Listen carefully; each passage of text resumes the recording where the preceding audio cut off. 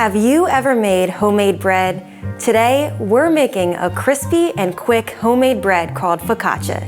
Then we're going to whip up some Sicilian pistachio pesto, which goes perfectly with the focaccia. I'm Chef Lauren Furey, and you're watching Now We're Cookin. Focaccia is one of my all-time favorite dishes to make. This focaccia bread recipe is super quick, it's a lot of fun, and let me tell you, it gets your whole kitchen smelling so good. So first thing we're gonna do is get all of our dry ingredients together in this super handy dandy bowl. I love how it has a spout so you can pour it as needed, and you can also see the measurements to be sure that it doubles in size. Let's get into it. This is our all-purpose flour. So we're going to add about 3 cups of flour. If it's blowing all over, you know you're doing something right. This instant yeast is where the magic happens. So a teaspoon and a half of this per recipe will allow the bread to rise, and you can't make this bread without it.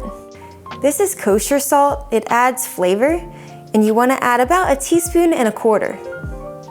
Now we're going to take our whisk and whisk it right up. When you buy flour in a bag, naturally it'll create clumps, and that's okay. That's why we want to whisk it all together. You don't want to bite into a big clump of flour.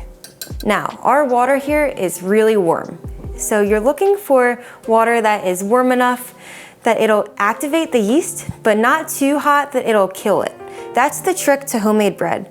And we're gonna start with 2 cups, and we can add more as needed. The consistency we're looking for is similar to a pancake batter, and you can always add more as needed. The same with flour. We're gonna take a damp dish towel, and we're going to let the dough rise for about an hour and a half until it's double in volume. I love to use these towels. They actually have my Nana's recipes on them, so just nice to keep on hand. We'll see you in an hour and a half. We're gonna see how this dough bubbled up, and see you later. Oh yeah, the dough has doubled in size, so we can see right here, it's about 8 cups right now, and without disturbing it too much, we wanna slightly just stir the dough, and how we wanna do that is take the outside of it and just bring it all to the center with a big wooden spoon. So now we're gonna wrap it back up, and we're gonna let it rest for a little bit longer, and then it's go time. So now we have our oven preheated to 425 degrees Fahrenheit, and we're gonna dress up our pan with some olive oil to make sure it doesn't stick, but also add so much good flavor. You wanna be sure to thoroughly coat your pan with olive oil. Now our pan's ready to go. Let's add our dough. Oh yeah. So we're going to dump that right in our pan, and that is exactly what we're looking for. If you add too much dough into your pan, it'll overflow. However, you wanna make sure you spread it out evenly in the pan, and make sure each part of it gets crispy. And make sure you just kind of press it into the shape of the pan. So we're gonna let our focaccia sit for 30 minutes, let the air bubbles form, and then it'll be ready to go in the oven. I love using fresh rosemary. As soon as you start cutting it, the whole kitchen smells good. So rosemary is super easy to grow in any season. So you wanna take it down, go like that. On our focaccia bread, we'll keep the rosemary pretty rustic. Not every piece is the same, but it adds some charm. So here's our focaccia dough. It's doubled in size, it's fluffy, it's got our olive oil in there, and now we're gonna put it all together, and you'll see just how nicely they play together, all these ingredients. Now this is a really fun ingredient, flaky sea salt. It's pretty, it looks nice when you're serving it, and it tastes really good. Most importantly, so you wanna make it rain, measure very carefully. Now we wanna take our olive oil and drizzle it just a little bit at a time. You can always add more. We have salt, rosemary, and olive oil all over our hands. We might as well put it to good use. And that's it. It's ready for our oven, 425 degrees. While our focaccia is in the oven, we have plenty of time to make the Sicilian pistachio pesto. It has a base of capers, pistachios, garlic, all the citrus, and plenty of olive oil. Here we go, half a cup of pistachios, 2 peeled garlic cloves, right in there. Capers.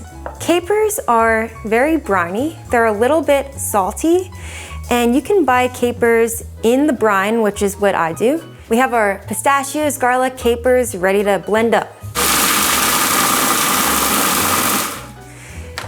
Looking good. So you'll see the pistachios are ground up here. I'll give you guys a look just so you can see what we're looking for. It's not quite fine, it's a little bit coarse, and that's good. We like some texture. An important trick to know is to keep a rubber spatula nearby at all times. It allows you to scrape down the bowl, make sure everything is well incorporated. Now, basil is traditionally in pesto, and mint is a new addition. We're putting our own spin on it today, and that's why I love to cook. You can really make things your own, use what you have around. If you didn't have some of these ingredients, you could even add another green like arugula. But this is definitely a good base to use. You want to take your lemon and angle it up as the zest comes off. Now that our lemon is zested, now we can get to the juicy part. Oh yeah, that's a good one. When life gives you lemons, you make Sicilian pistachio pesto. It's a great arm exercise.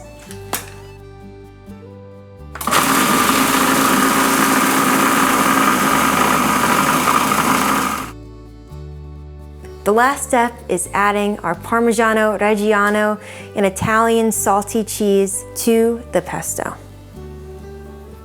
And before you add any salt or pepper, you want to try it just how it is, and I promise you, you'll love it.